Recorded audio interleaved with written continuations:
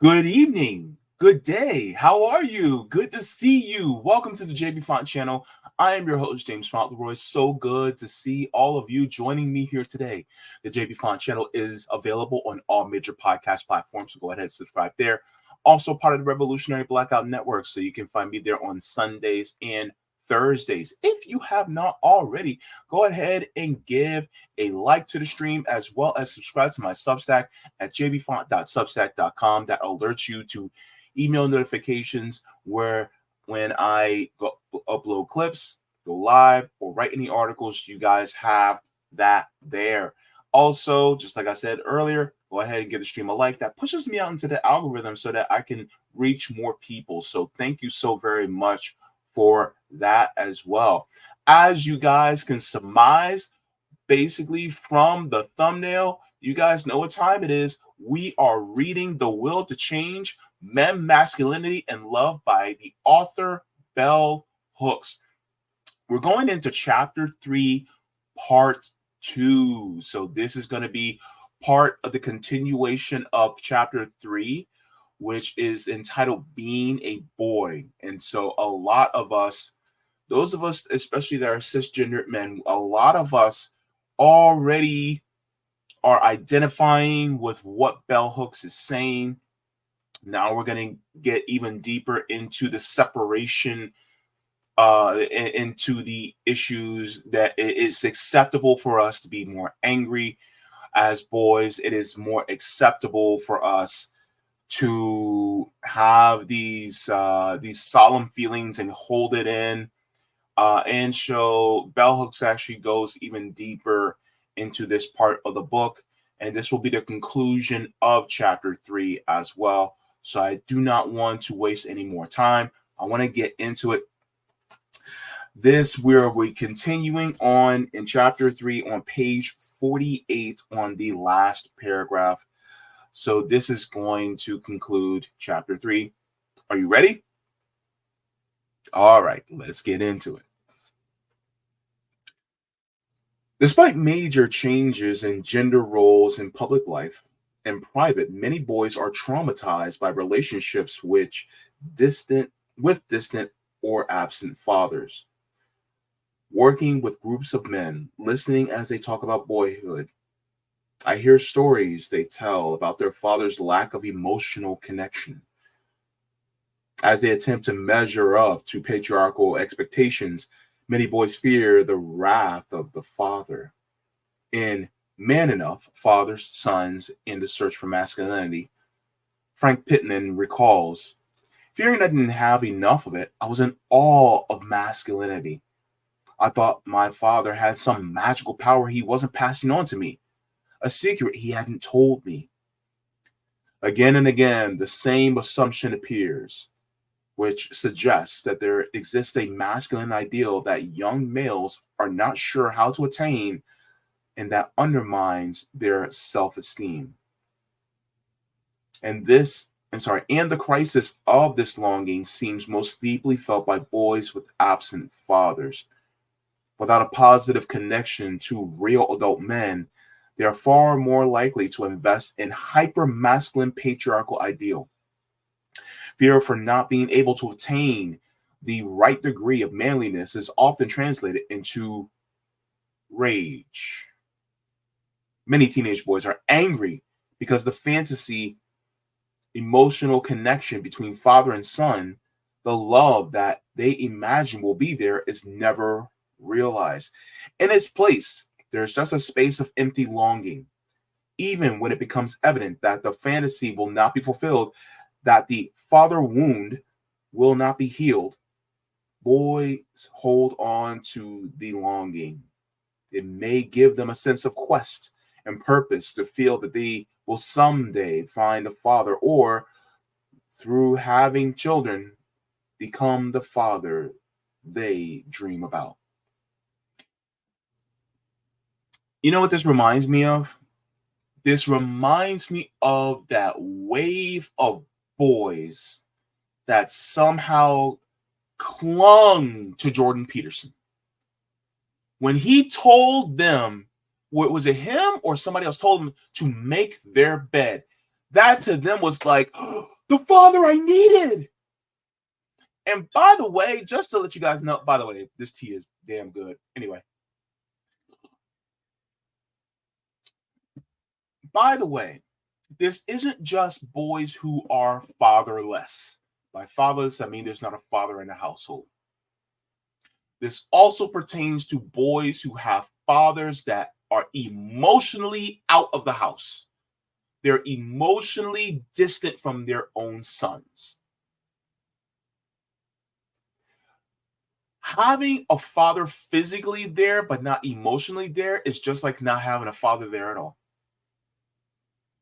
So you have a lot of these boys that either have no physical father in the household, or they don't have an emotionally available father. So they're looking at people like Jordan Peterson. They're going, oh my God, this guy he gets it.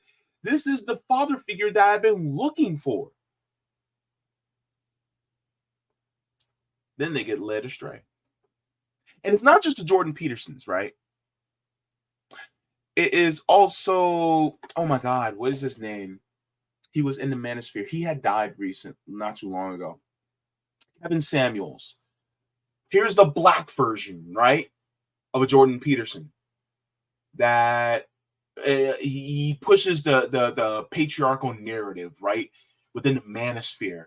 You have Fresh and Fit. You have a lot of these podcasts of all these men that are pushing this patriarchal narrative that constantly says, you're a boy, you need to be dominant because that's just the way of the world. That's the way of nature. And so boys eat this up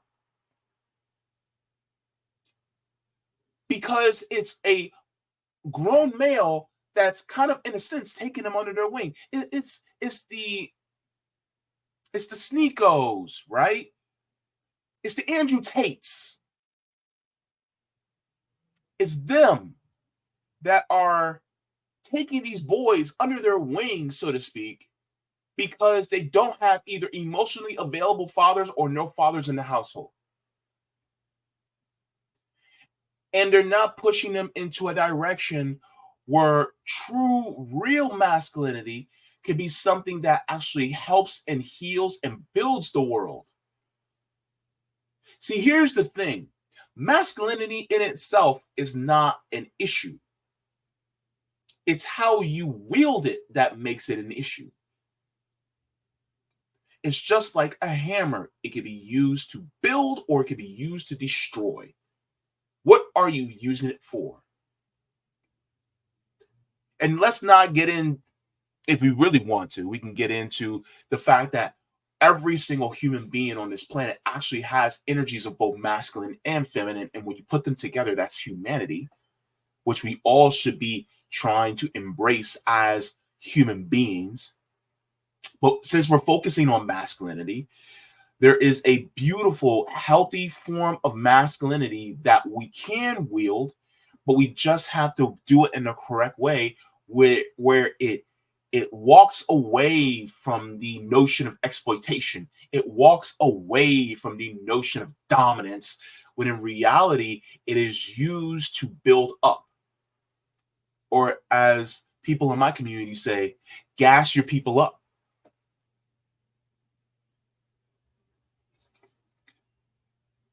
So yeah, Bell Hooks gets it. Let's continue, man. This is good. Another sip. That's right. Frustrated in their quest for father bonding, boys often feel tremendous sorrow and depression. I'm going to read that again because that is deep. Frustrated in their quest for father bonding, boys often feel tremendous sorrow and depression. There's a lot of boys out there, a lot of teenage boys out there that are depressed as hell. And they will never tell you because they are not supposed to tell you, because the man code is supposed to be, well, you don't share that because if you share it, it makes you weak. And you know what's funny? There's a lot of people that go, oh my God, I wish men were men again. I wish men were men. The men need to be men again. right?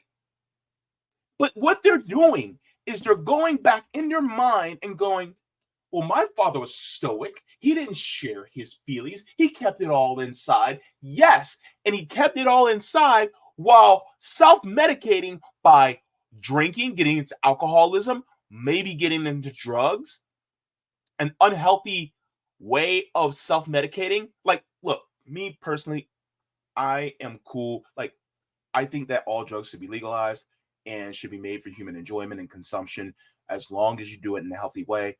I'm not demonizing drugs. What I'm saying is the self-medication and the using it as a crutch, right? This is what a lot of men back then did, especially a lot of them that were forced to go into war. I'm not going to say they willingly went. A lot of them were forced because of the draft and things like that. So they held because of the patriarchal standards. They kept all this stuff deep inside, and they didn't release these emotions. They didn't talk about their fear. They didn't talk about their angst. They didn't talk about their depression. They never released these things out. So because of that,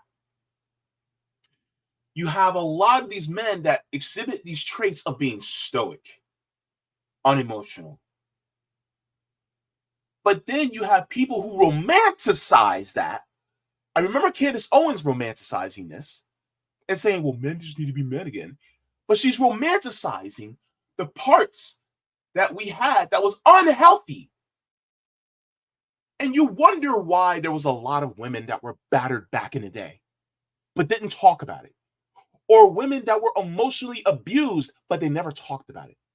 Or how they wanted to leave, but they couldn't because we live in a patriarchal system that keeps them living with these men because they couldn't get a credit card. They couldn't get a house on their own. A lot of them couldn't even work because they wouldn't get hired. So therefore, guess what? They had to stay with the people that were abusing them. And I'm not saying this is all, but I'm saying this is some.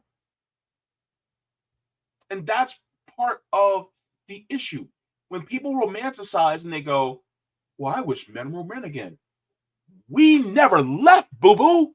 We still here. And by the way, just because some of us may be gay or bisexual, and I'm talking about us cis men, right? Just because some of us may be gay or bisexual or some type of sexually fluid, it doesn't mean we're any less manly. It doesn't mean we're any less men. It's just we're walking away. We are walking away from the toxicity that was pushed on us primarily because the exploitative system needed us to be toxic in order for them to make more profit. Oh, we're about to get into it. We're about to get into this because this is when identity as men and the capitalist exploitative system come together. Oh, baby, this is a good reading. Let's get into this. It gets deeper. They can mask these feelings because they are allowed to isolate themselves, to turn away from the world and escape into music, television, video games, etc. There is no emotional outlet for the grief of the disappointed teenage boy. Did you hear what she said? There's no emotional outlet for us when we were teenagers. Emotional outlet? What? There's no emotional outlet for us. And if we did try to emotionally release either to our other male friends or to other people, it will always get shut down. Either because our friends will perpetuate this patriarchal type of ideology or this mentality, or there will be women in our lives that will perpetuate this too because of their internalized patriarchy. And so then it's like, well, if I can't open up to nobody, then I guess I gotta keep it all in. Being able to mourn the loss of emotional connection with his father would be a healthy way to cope with disappointment. But boys have no space to mourn. This need for a space to grieve is poignantly portrayed in the film Life as a House. Learning that he has cancer and only a short time to live, the father in the film seeks to connect with his sexually confused, angry, drug-using teenage son, who lives with his mother and stepfather. In the short time he lives with his dad, his son is able to develop an emotional connection. When the son finds out that his dad is dying, he rages about being offered love that is not going to last. In Donald Dutton's study of abusive men, The Batterer, he observes that there are few male models for grieving, and that he emphasizes that men in particular seem incapable of grieving and mourning on an individual basis. Trapped by a world that tells them boys should not express feelings, teenage males have nowhere to go where grief is accepted. Remember Good Will Hunting? Remember that part where Robin Williams' character, the psychiatrist, is standing in front of him and goes, "Son, it's not your fault." And he kept saying, "Son, it's not your fault." And Will kept saying, "Stop effing with me." And you see just the emotion on his face. And as he kept saying it, the tears start falling. The tears start rolling. And he's bawling and hugging the psychiatrist because nobody ever told him, "It is not your fault, son." Nobody ever told him that it was okay to release that emotion. He was never given permission because the permission was denied ever since he was a boy. A lot of us, our permission is denied. We have is access denied for our hearts. And that is something that we have to get past. That is something that we have to go over. Because a lot of us are still dealing with that, are still dealing with that feeling of, I don't know if I can release these emotions. Some of us, even when it comes to even shedding a tear, we hold back. We don't want it to happen. Or if we do, we have to do it in seclusion. Because we don't want to seem what? What was that word, men? Weak. That's what it is.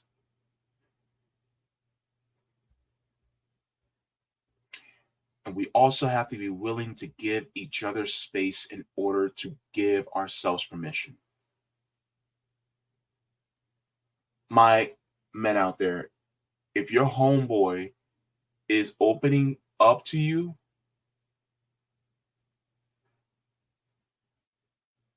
listen. Don't clown. Don't bust his balls. Don't bust his chops. Don't wave it away. Don't say, "Oh man, you're gonna be all right." No. Listen to your homie. Listen to your homeboy. Because he's doing something that's healthy that allows him to release that emotion. If you actually really care about your homeboy, you'll listen. And it doesn't have to end in you finding a solution. Bruh, you don't need to give him a solution. You just need to listen to him and let him know that you hear him and you care. That's it, bro. That's all. And bruh, you do that, y'all become even closer as boys. That's the thing. All right, let's continue.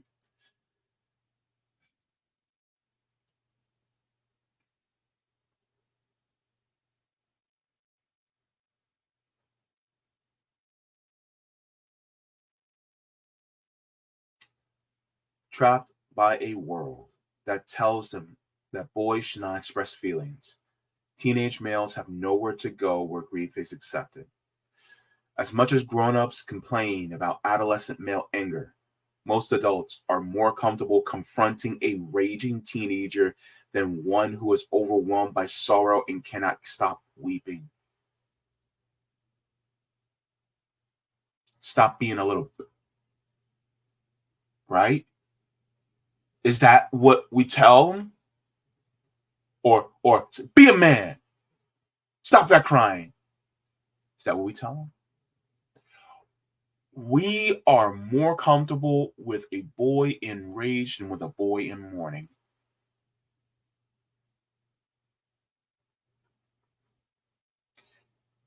Quite possibly what happened in Columbine and all these other school shooters were just boys in mourning. But they had no outlet to do it. Everybody's like, well, why does this happen? Why are these boys so violent?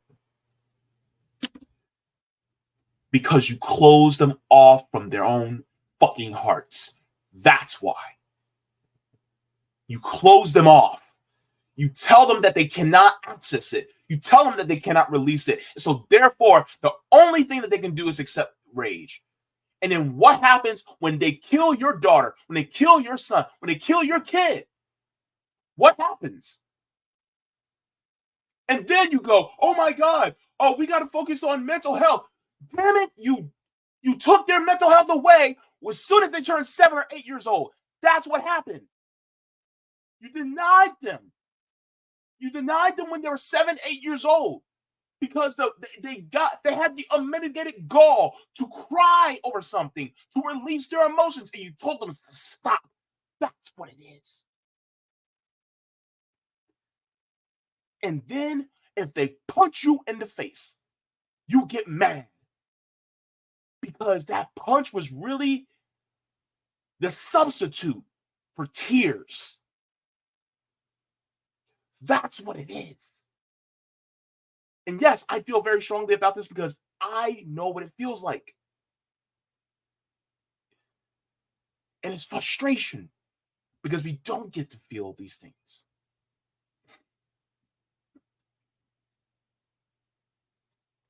Boys learn to cover up grief with anger. The more troubled the boy, the more intense the mask of indifference. You all right? I'm cool. Deep on the inside, they're not. Shutting down emotionally is the best defense when the longing for connection must be denied. Teenagers are the most unloved group in our nation. Shall I read it again? Teenagers are the most unloved group in our nation. Teenagers are often feared precisely because they are often exposing the hypocrisy of parents and of the world around them. TikTok ban anybody? And no group of teenagers is more feared than a pack of teenage boys. Emotionally abandoned by parents and by society as a whole, many boys are angry, but no one really cares about this anger unless it leads to violent behavior. Because once another school shooting happens, guess what? Then we actually start to care about it again. But then, when no school shooting happens or no mass shooting happens, then it leaves our minds. Then we forget about the emotional development of boys. We forget about it. And we keep the same cycle going. If boys take their rage and sit in front of a computer all day, never speaking, never relating, no one cares. You can also say video games, right? If boys take their rage to the mall, no one cares as long as it's contained. In Lost Boys, therapist James Gabriano testifies that when it comes to boys, neglect is more common than abuse.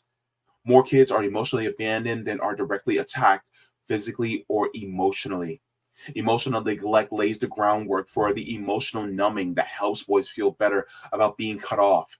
Eruptions of rage in boys are most often deemed normal, explained by the age old justification for adolescent patriarchal misbehavior.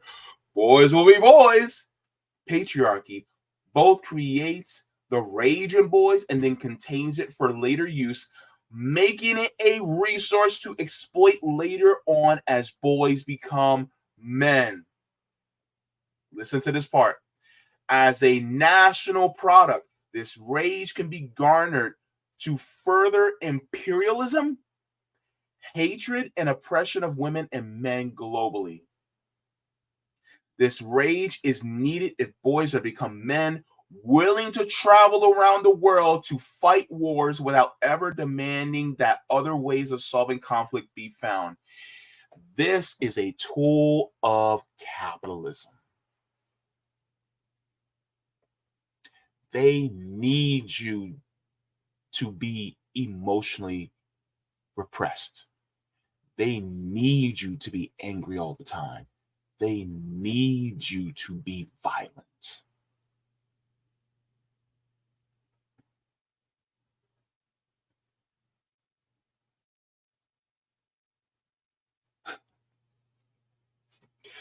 This is why being a more emotionally developed man and being able to express your feelings, the full range of emotions, that is also a threat to the system. I'm going to tell you this right now, men. I'm saying this to cis men because this is something that's perpetuated on us a lot. If you're trans, growing up in that space, you kind of don't get the conditioning that we get when we're young. Okay, that's the reason why I'm addressing cis men. To those of us who are cisgender men, it is an act of rebellion to express your full range of emotions. It is an act of rebellion against the system to be more emotionally developed. You are saying this to the system when you go, you know what? I'm not going to get angry. I'm going to express my full range of emotions. And if I'm sad, I'm going to be sad. If I'm happy, I'm going to be happy. If I'm excited, I'm going to be excited. If I'm scared, I'm going to show that fear. If I want to cry, let the tears flow. I am not going to deny my humanity any longer. That's an act of rebellion, bro.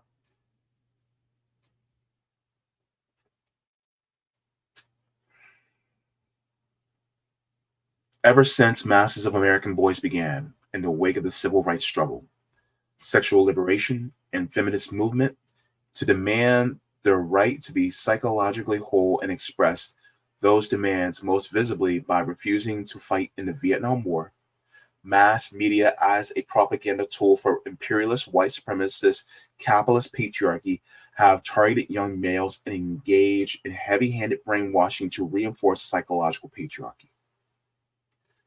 Today's small boys and young men are daily inundated with a poisonous pedagogy that supports male violence and male domination, that teaches boys that unchecked violence is acceptable, that teaches them to disrespect and hate women.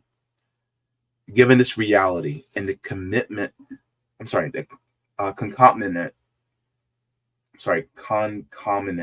emotional abandonment of boys, it should be no surprise that boys are violent, that they are willing, they're willing to kill, and it should surprise us that the killing is not yet widespread. Ruthless patriarchal assault on the self-esteem of teenage boys has become an accepted norm. There's a grave silence about adult male tyranny in relation to teenage boys. Much of the adult male terrorism of and competition with little boys and young males is conducted through mass media. Much of the mass media directed at young male consumers is created by self-hating, emotionally shut down adult men who have only the pornography of violence to share with younger men. To that end, they create images that make killing alluring and the sexual exploitation of females the seductive reward. In the wake of feminist, anti-racist, and post-colonial critiques of imperialist, white supremacist, capitalist patriarchy, the backlash that aims to reinscribe patriarchy is fierce. While feminism may ignore boys and young males, capitalist patriarchal men do not.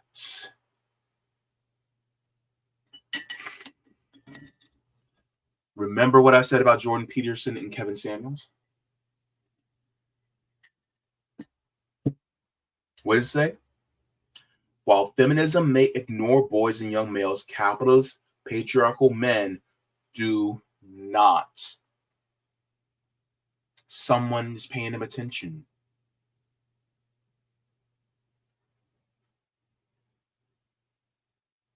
And that's what's dangerous. Whereas the more healthy ones of us that push away this exploitative system and its effort to roboticize us, we're not talking to these boys. We're not driving them to the direction of allowing them to be more emotionally expressive,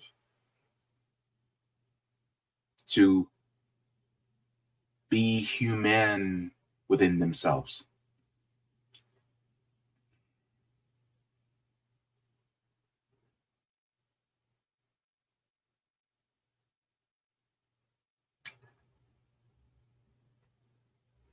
It was adult, white, wealthy males in this country who first read and fell in love with the Harry Potter books. Though written by a British female, initially described by the rich white American men who discovered her as a working class single mom, J.K. Rowling's Harry Potter books are clever modern reworkings of the English schoolboy novel. Harry was a modern day hero, is the super smart, gifted, blessed white boy genius, mini patriarch, who rules over the equally smart kids, including an occasional girl and an occasional male of color. But these books also glorify war, depicting as killing on behalf of the good. The Harry Potter movies glorify the use of violence to maintain control over others. In Harry Potter, the Chamber of Secrets, violence when used by the acceptable groups is deemed positive. Sexism and racist thinking in the Harry Potter books are rarely critiqued. Had the author been a ruling class white male, feminist thinkers might have been more active in challenging the imperialism, racism, and sexism of Rowling's books. Again and again, I hear parents, particularly anti-patriarchal parents, expressing concern about the contents of the books while praising them for drawing more boys to reading. Of course, American children were bombarded with an advertising blitz telling them that they should read these books. Harry Potter began as a national news sanctioned by mass media. Books that do not reinscribe patriarchal masculinity do not get the approval of Harry Potter books have received. And children rarely have an opportunity to know that any books exist which offer an alternative to patriarchal masculinist visions. The phenomenal financial success of Harry Potter means that boys will henceforth have an array of literary clones to choose from. Literature for children is just as fixated on furthering patriarchal attitudes as television. There are just a few books with male characters focusing on boys that challenge the patriarchal norm in any way. Since these books do not abound, there's no way to know what impact they might have in teaching boys alternative masculinities. Writing a series of children's books for boys, I was initially amazed by how difficult it was for me, a visionary feminist theorist, to imagine new images and text for boys. Shopping for books for my nephew first alerted me to the absence of progressive literature for boys. And my first children's book with male characters, B-Boy Buzz, I wanted to celebrate boyhood without re-inscribing patriarchal norms. I wanted to write a text that would just express love for boys. It is a book aimed at little boys. This book strives to honor the holistic well-being of boys and to express love for them, whether they are laughing, acting out, or just sitting still. The books I have written are aimed at offering boys ways to cope with their emotional selves. The point is to stimulate in boys emotional awareness and to affirm that awareness. To truly protect and honor the emotional lives of boys, we must challenge patriarchal culture. And until that culture changes, we must create the subcultures, the sanctuaries where boys can learn to be who they are uniquely, without being forced to conform to patriarchal masculine visions. To love boys rightly, we must value their inner lives enough to construct worlds, both private and public, where their right to wholeness can be consistently celebrated and affirmed, where their need to love and be loved can be fulfilled.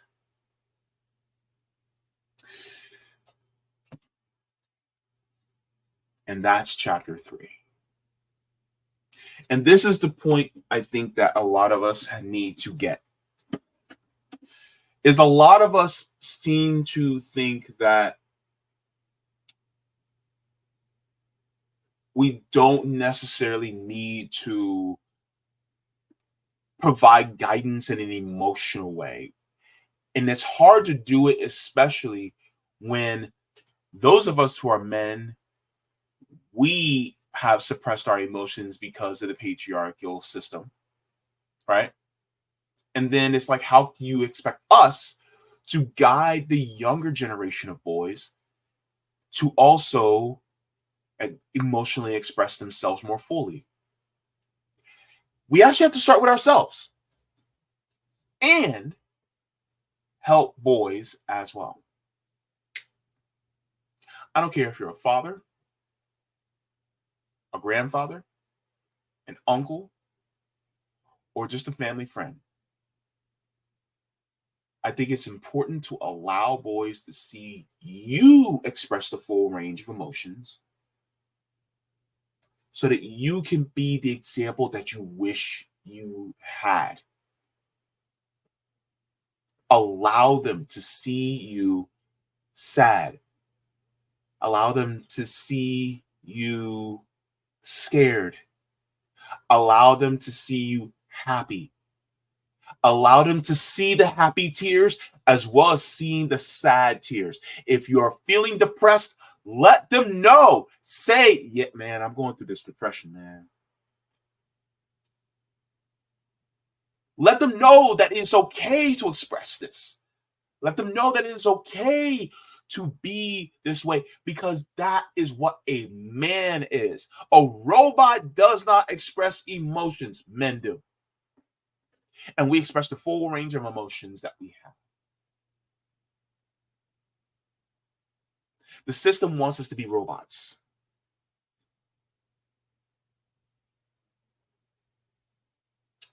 We have to resist that. You have to resist that. I have to resist that. And it's also equally important to show this to the girls in your life, the women in your life. You know why? Because there's also internalized patriarchy. And you want to break that barrier down too, so that they don't perpetuate that around the men in their lives too. This was a brilliant end to chapter 3. And Miss Bell Hooks, I hope she's still alive, but that was a brilliant. And this just, yeah, I can't help but to just clap it up. So we'll be starting on chapter 4 next time. It's going to be beginning on page 55, and it's entitled Stopping Male Violence. So this is what we're going to be going in on chapter 4. So I cannot wait to get into that. So yes, this book is great. Also, next book I'll be reading after this is Of Water in the Spirit by Melodoma Patrice Somé. And then we'll get into finishing up, I think it's chapter 7 of Laziness Does Not Exist by Dr. Devon Price. So yes. But with that being said, I have one question for you. Did you like the stream? Go ahead, put it in the comments if you did. Because tell me if you want me to, and I'm searching for. Okay, let me stop. I don't want you to make your ears bleed. But yes. So thank you so very much for that. Also, just to let you guys know, if you guys have not already, go ahead and subscribe to the Substack right here so you guys can get the email notifications for live streams and clips. But while I'm here, go ahead and also clap it up for yourselves, because without you guys, I would not be able to do this type of work. You guys make this happen. I'm talking about my thanks and appreciation to the patrons on Patreon, Coffee, and anybody that sends me anything via PayPal. Without you guys, I would not be able to do this. You guys make this world go round. So thank you so very much to all of you. And if you have not already, you guys would like to support the channel, you can support via Patreon or PayPal. So thank you so very much for that. And just so that you guys know what you're getting yourselves into in the tiers, let's go ahead and take a look at that. So we have here JB members, Solidarity, Comrades, they're the healthy bunch, Jaybefaunters, Super Jaybefaunters, Super Duper Jaybefaunters, and Mega Jaybefaunters. There you go. Thank you so very much for all of you. And to all future new patrons, thank you very much. It's very much appreciated. All right, so that concludes this clip for today. I just want to say thank you so much to everybody for tuning in. By the way, just to let you guys know, today is April 7th. Tomorrow, April 8th. I know here on the East Coast at 3:35 p.m., there's going to be a solar eclipse. For us, it's going to be a partial eclipse because we're not in the path of the total solar eclipse, but it's still going to be a cool experience. If you guys are out, are able to just go outside by 3:30, and then you guys, in 5 minutes, the solar eclipse happens. And so I'll be trying to get out there so that I can watch it, because I love space and I love astronomy and stuff like that. So go ahead and take a look at that. And yeah, it's really cool. So I just want to thank you guys for tuning in. You guys have a wonderful day, and be sure to continuously express your full emotions, especially you men. Look, I'd say 3/4 of my audience is men. With that being said, we have work to do, right? With that being said, the work that we do is within ourselves in order to change the future to be more well-rounded, right? We have to start with us, right? And starting with us also means, rebelling against this system that wants us to be robotic. Continue to do that. Continue to,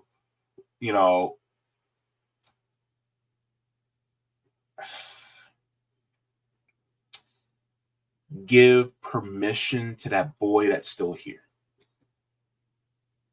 Because emotionally, you were stopped. By the time you were 7, 8 years old, that's when you were stopped. It is time to give that little 7, 8-year-old that's in here permission to come back out again.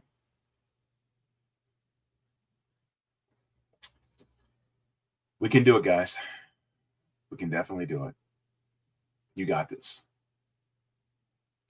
Mwah! Forehead kisses to every single one of you. I don't care if you're male, female, or non-binary. I don't care. I'm gonna give you a forehead kiss. Why? Because that's just who I am. Why? Because we're humans, baby. And we gotta love each other. And I will see y'all in the next one. Take care. Water your plants, water yourselves, leave the world better than you found it. Smoke them if you got them. You can drink them if you got them. If you ain't got them, then watch something funny because joy is revolutionary, or read because reading is fundamental. And I will love you later. Bye-bye. Thank you so very much for watching my channel, and I deeply appreciate it from the top and bottom of my heart. If you wish to support the channel further so I can keep bringing you content that is educational and informative, you can become a patron on patreon.com/Jaybefaunt. You can find that link in the pinned comment or in the description below. No matter what you give, you'll be supporting independent media and education that helps make the world better. Thank you so much, and you can watch more of my content here. Mwah. Forehead kisses, and have a beautiful day.